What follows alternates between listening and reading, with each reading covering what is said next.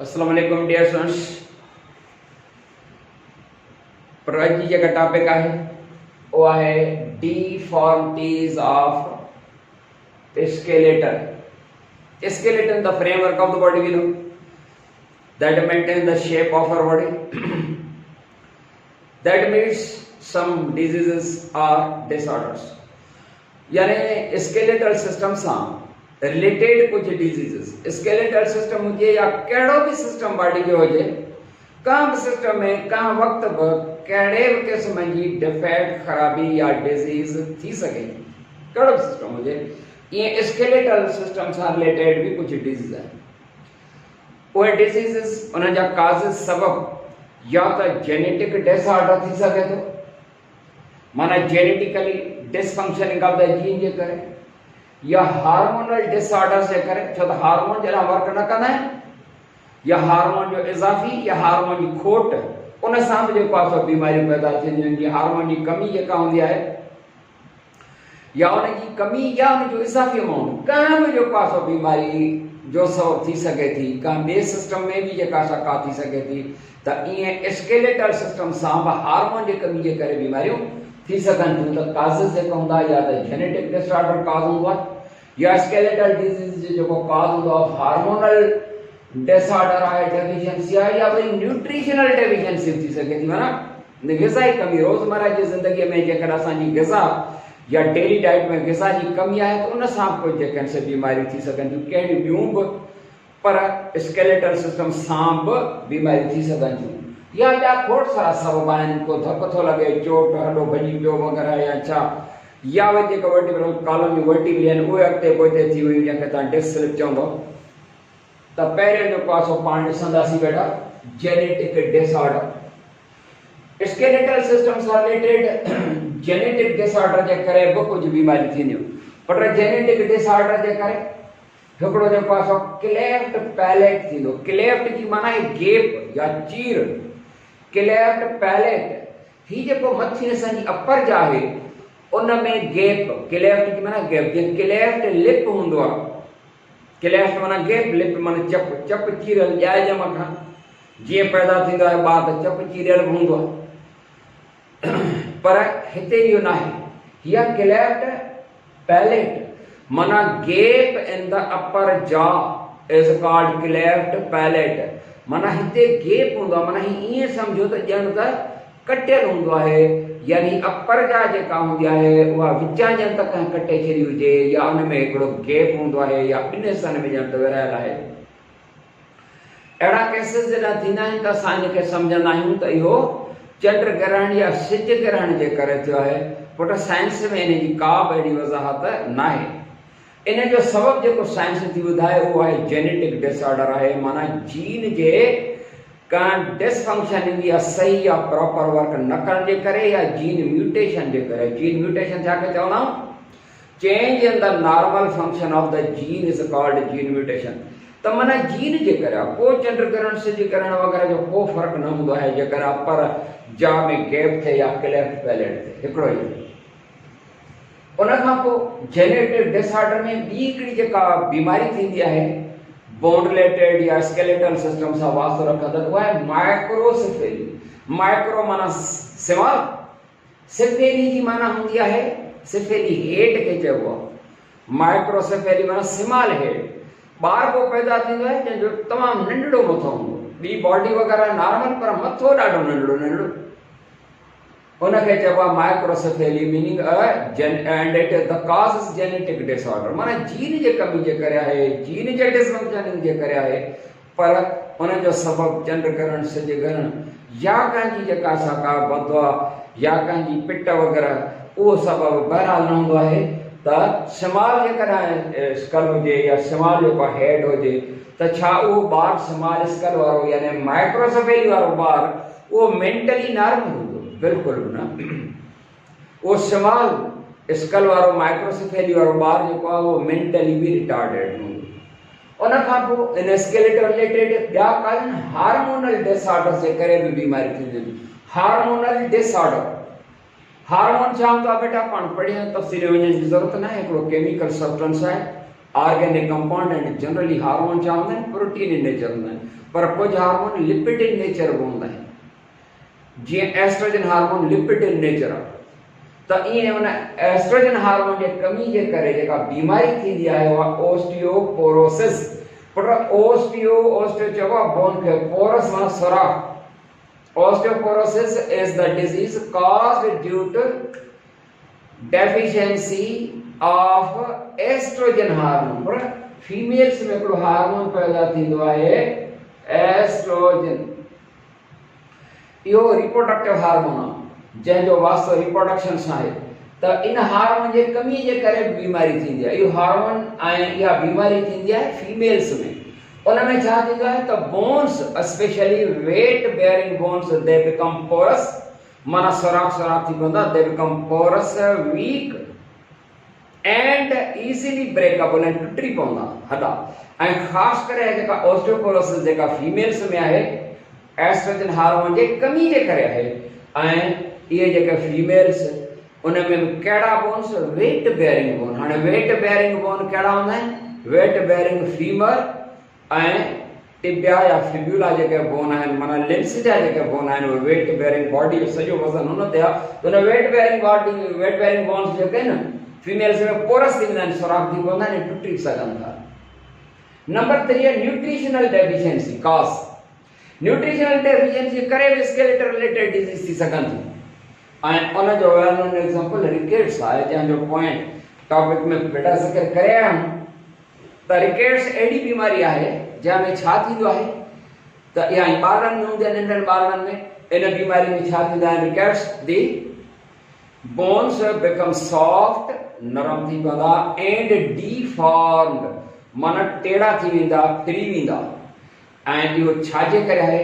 It is due to the deficiency of vitamin D and due to the deficiency of calcium जे करे, जे कमी जे करे, ऐं विटामिन डी जे कमी जे करे इहा बीमारी थींदी।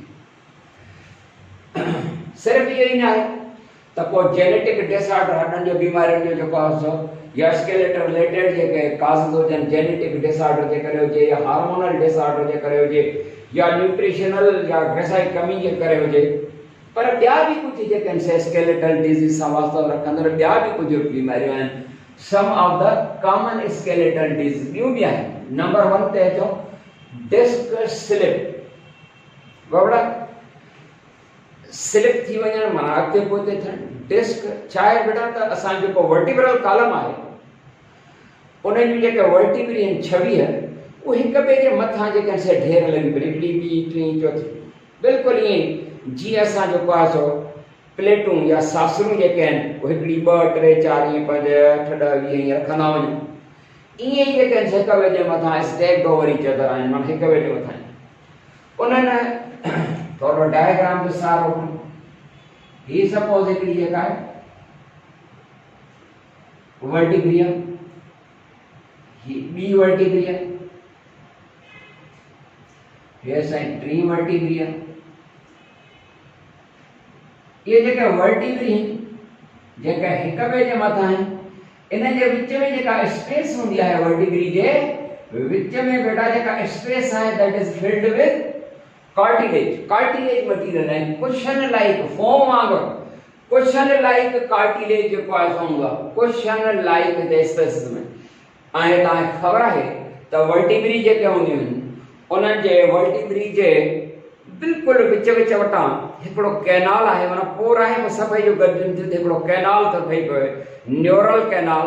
उन न्यूरल कैनाल में जेका ब्रेन खां, ब्रेन जे मेडुला ऑब्लांगेटा कॉर्ड खां जेका स्पाइनल कॉर्ड है हीअं गुज़रंदी आहे। स्पाइनल कॉर्ड किथां गुज़रंदी आहे? वर्टिब्रल कॉलम जे न्यूरल कैनाल में पियल आहे। ऐं उन्हनि वटां हाणे छा थींदो आहे, हितां जेको आहे सो नर्व्स अराइज थींदियूं आहिनि। बेटा छा अराइज थींदियूं आहिनि? Nerves. And the nerves which arise from spinal cord, they are called spinal nerves. छा सर्वियूं? Spinal nerves. हाणे जेके वर्टिब्रल कॉलम वर्टिब्री वो कॾहिं का घणे वज़न खणण जे करे या वज़न खे ॾेढो हीअं थी करे पोइ असां वेट वज़न था खणूं, का बाल्टी वाल्टी हीअं करे था खणूं ऐं सो बि तकड़ में सट ॾेई जेको आहे था खणूं त असांजी जेके वर्टिब्रल कॉलम जी जेके वर्टिब्री हूंदियूं आहिनि उहे डिस्प्लेस थी वेंदियूं आहिनि, माना हीअं सिध हुजण जी जाइ ते हीअं टेढ़ियूं थी वेंदियूं आहिनि। इहा आहे डिस्प्लेस डिस्प्लेसमेंट ऑफ डिस्प्लेस, माना पंहिंजे प्लेस तां हटी वञनि। Displacement of vertebrae of the vertebral column is called disc slip. उन डिस्क स्लिप थियण सां छा थींदो त जेकॾहिं उहा डिस्क स्लिप थी टेढ़ी थी वई उहा जेका आहे ऐं ही जेका स्पाइनल नर्व थियण सां उन ते प्रेस दबाव पवंदो, जॾहिं उन नर्व ते तंत ते दबाव पवंदो त ज़बरदस्त क़िस्म जो सूर महसूस थींदो। रड़ियूं कंदासीं अबाड़े घोड़ाड़े यांसे ऐं पाण हिनखे सिंधीअ में चवंदा आहियूं चुक पइजी वई या सट पइजी वई अबाड़े यांसे घोड़ाड़े नर्व ते जेको आहे दबाव पवंदो आहे हुनजे करे। बेटा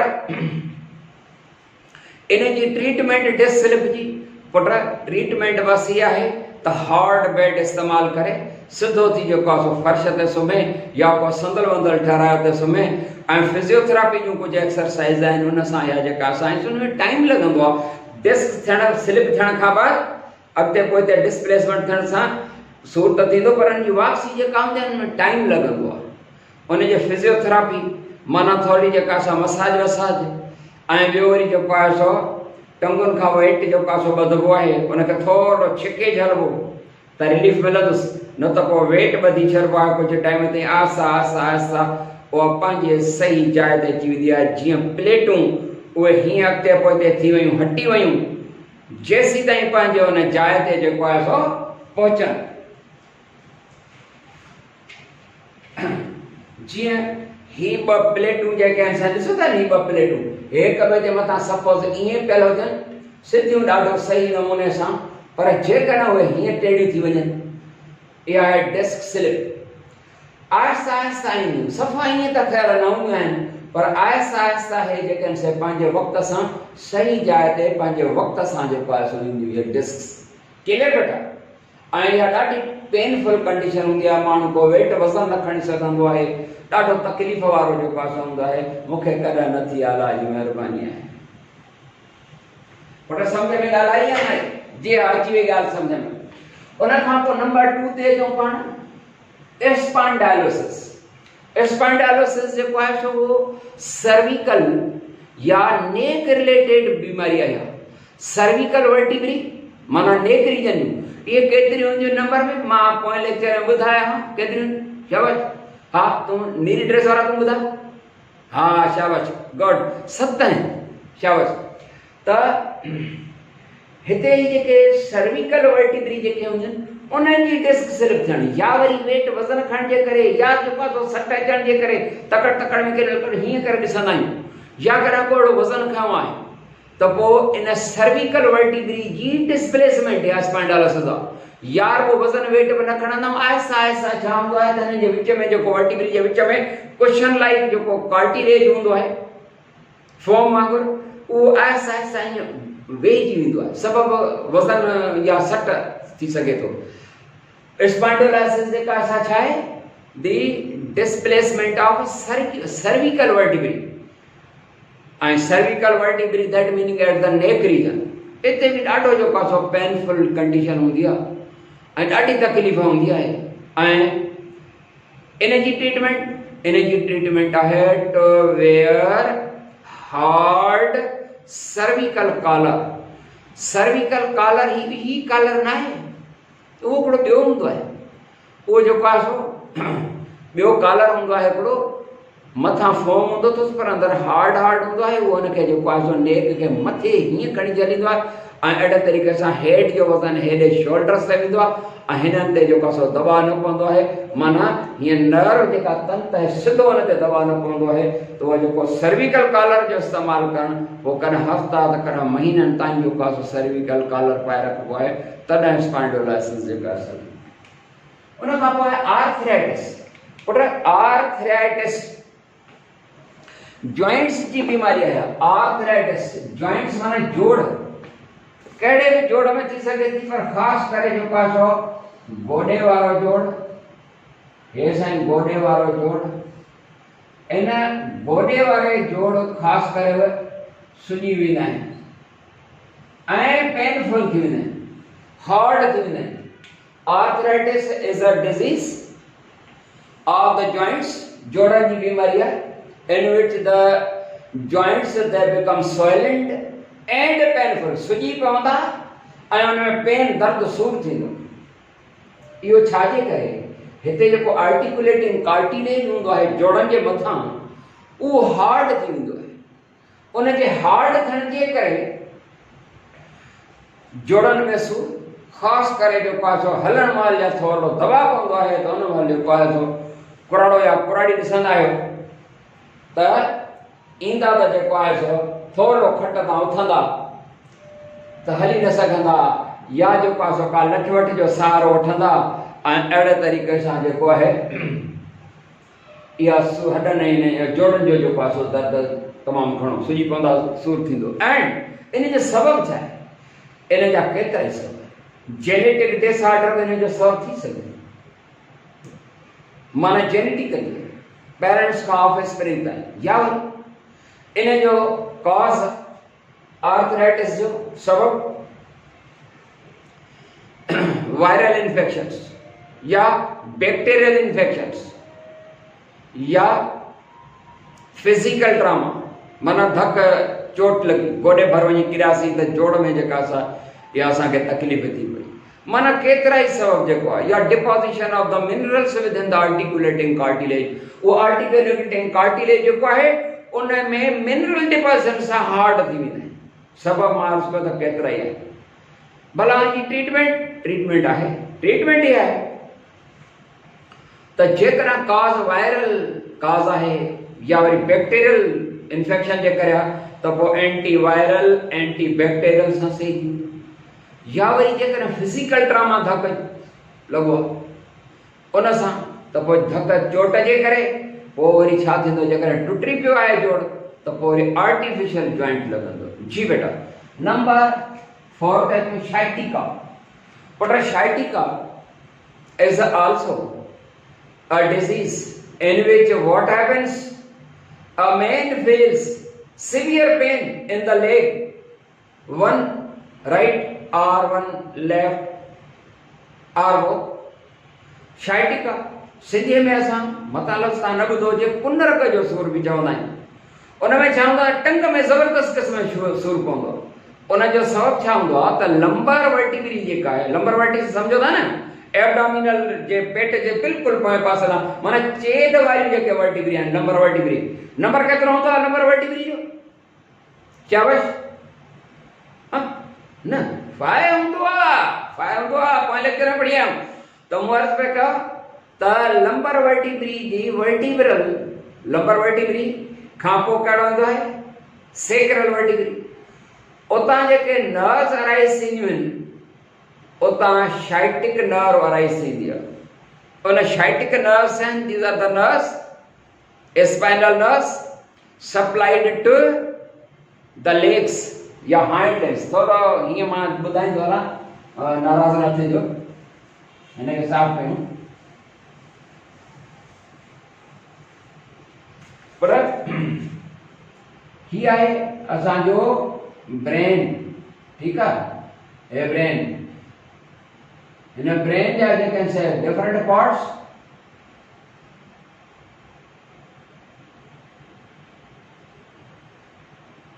ही ब्रेन मेडुला ऑब्लांगेटा आखिरी हिस्सो, ठीक है। In medulla oblongata part of the brain में ना स्पाइनल कॉर्ड अराइज थींदी आहे, maxillary, that going through the neural canal of the vertebral column. Vertebral column जे विच वटां जेको न्यूरल कैनाल आहे उन वटां गुज़रंदे एंड या किथे एंड कंदी आहे, ends at the sacrum, sacrum ताईं पहुती। इन वटां नर्व्स अराइज थींदियूं 31 पेयर्स, पर असां ओॾा नथा वञूं। हिन सर्विकल वर्टिब्री हिन एरिया ते, उन खां बाद इतां जेको आहे हिकिड़ियूं नर्व्स अराइज थींदियूं, दीस नर्व्स ऐं हिते बि अराइज थींदियूं लंबर वर्टिब्री खां। These nerves are called brachial nerves. ही brachial nerves हैं, यानी brachial ब्रेकियल नर्व्स। ये brachial nerves, brachial nerves are the spinal nerves. Spinal nerves chota hai, so the spinal cord what arise then? The spinal nerves, brachial nerves are the spinal nerves which are supplied to the forelimbs, mana bound, and control the activities of the forelimbs. Forelimbs ताई supplied है उन activities. इतना खबर ना साजे कितनी भी activities था कम, है तन खेल था कम, ये था कम वगैरह। यो सॼो कुछ ब्रेन जे डायरेक्शन में, ब्रेन जो पासो डायरेक्शन जेको थो अचे, हुकुम जेको थो अचे, ऑर्डर जेको थो अचे, वो हितां ब्रेन खां शाइट स्पाइनल कॉर्ड, स्पाइनल कॉर्ड खां पोइ इन ब्रेकियल नर्व्स जे ज़रिए थो पहुचे। एंड यो लोअर लंबर रीजन खां जेका असां गुज़रंदी आहे, जेका इहा हूंदी आहे शाइटिक नर्व, SCIATS। के हिस्काइटिक पढ़ंदा आहिनि बर्जियर आहिनि, हीअ आहिनि शाइटिक nerves. Right side and left side mirina. Sciatic nerves. These are also the spinal nerves. So the spinal cord malaysian, which are supplied to the hind limbs, टंगों के तरफ and control the activities of hind limbs. Hind limbs जो activities जैसे सालाव था या बिछाई वगैरह, ये brain का order था, जन spinal cord के ज़रिए थी दा, तो सीधा sciatic nerves ताई, जैसे ये टंगों ताई, ठीक? हाँ नहीं जन शाइटिका जेका थी, शाइटिका शाइटिक नर्व प्रेस थींदी आहे, उन जे करे नालो रखियो शाइटिका। उन में छा थींदो आहे, माण्हू खे कहिड़ी तकलीफ़ थींदी, main there is severe pain, सख्त सूर, severe pain in the leg, टंग में ज़बरदस्त क़िस्म सूर, तकलीफ़। हलो बाबरा शाइटिक नर्व प्रेस थी, लंबर रीजन तव्हांजी कैराइस थियनि, छा थींदो ज़बरदस्त इलाज, ट्रीटमेंट, फिजियोथेरेपी। हिकिड़ो त इन रीजन ते डिस्कास आहे शाइटिका जो, या त इहा नर्व प्रेस ते वेट वज़न खणण जे करे या डिस्क स्लिप जे करे, या वरी इहा जॾहिं गुज़रंदी आहे त हिप जे विचां गुज़रंदी आहे। पोइ कॾहिं छा थींदो आहे त हिप रीजन ते जॾहिं इंजेक्शन लॻंदी आहे त उहा शाइटिक नर्व खे वञी जेको आहे सो डिस्टर्ब कंदी, या उहा सिधी जेका असां नीडल या बिल्कुलु भरिसां आहे, उन जेको केमिकल हूंदो आहे, दवा जेका आहे सुई सां गॾु जेका आहे, उहा हुते हुनखे दवा विझंदी आहे। त improper application of the injection at the hip region ते जेकॾहिं सही इंजेक्शन न लॻे, उहो बि शाइटिका जो सबबु थी सघे थो, या हिते जेको आहे लंबर रीजन ते डिस्क स्लिप थिए, इहो सबबु थी सघे। सम्झ में अची ॻाल्हि? असां हाणे अञा हिकिड़ी जेका असां ॿी खणंदासीं, ऐसा कयो इजाज़त? ठीकु आहे। Repair of the broken bone. Repair of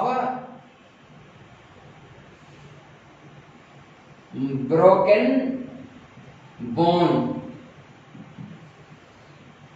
धक लॻंदो, माण्हू किरी पियो, टक भॼी पई, बांह भॼी पई, या कंहिं बि जाइ ते हॾो भॼी पियो।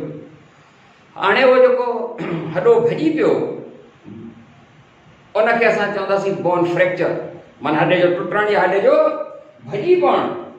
हाणे उन ब्रोकन बोन जी रिपेयर कीअं थींदी? हू हॾे वटि पंहिंजो पाण खे सेल्फ रिपेयरिंग प्रॉपर्टी आहे, लिविंग मटीरियल आहे, लिविंग टिश्यूज़ आहिनि पुट। हाणे हिकिड़ी आहे सिंपल फ्रैक्चर, जेकॾहिं हॾो ॿिनि हिस्सनि में थो टुटे, ऐं जेकॾहिं धक वॾो लॻो आहे, कोई एक्सीडेंट थियो आहे, असां पनाह में रखे, त हॾो टिनि चइनि जाइनि तां टुटी पवंदो आहे, इहा कंपाउंड फ्रैक्चर आहे। त पोइ जेकॾहिं उहो कंपाउंड फ्रैक्चर आहे या सिंपल फ्रैक्चर आहे, उन हॾे जा जेके अॻिते पोइते थियल पीस बिल्कुलु एग्ज़ैक्ट फेस टू फेस मिलाए ऐं प्लास्टर ऑफ पेरिस जो पटो चाढ़े छॾिबो। प्लास्टर ऑफ पेरिस जो पटो चाढ़े छॾणु, इहा ट्रीटमेंट जेका आहे, असल में बोन जेको आहे लिविंग टिश्यू आहे, हुन में ग्रोथ आहे, पंहिंजो पाण मिली वेंदो, वेल्ट थी वेंदो। पर इन जो प्लास्टर ऑफ पेरिस जो जेको पटो चाढ़ींदा आहिनि, उहो हुनजे चुरपुर खे जेको आहे सो रोकींदो आहे, त जीअं चुरपुर बंदि थिए हिकिड़ी जाइ ते ब्लॉक थिए, हाणे हॾो पंहिंजे हिसाब सां वेल्ड थींदो, छो त हुन में रीजनरेशन जी प्रॉपर्टी आहे, रीजनरेट थियनि, रीडेवलप थियनि। त प्लास्टर ऑफ पेरिस जो जेको आहे सो पटो चाढ़े करे हिनखे जेको आहे सो इहा ट्रीटमेंट असल में छा आहे, हुनजी चुरपुर बंदि करणी हूंदी आहे। ऐं बाक़ी बोन पंहिंजो पाण रीजनरेट थींदो, बोन सेल्स। ख़त्म था कयूं बेटा हिते, वरी इंशाल्लाह नई टॉपिक सां मिलंदासीं। तेसीं ताईं इजाज़त। अस्सलाम वालेकुम वरहमतुल्लाह।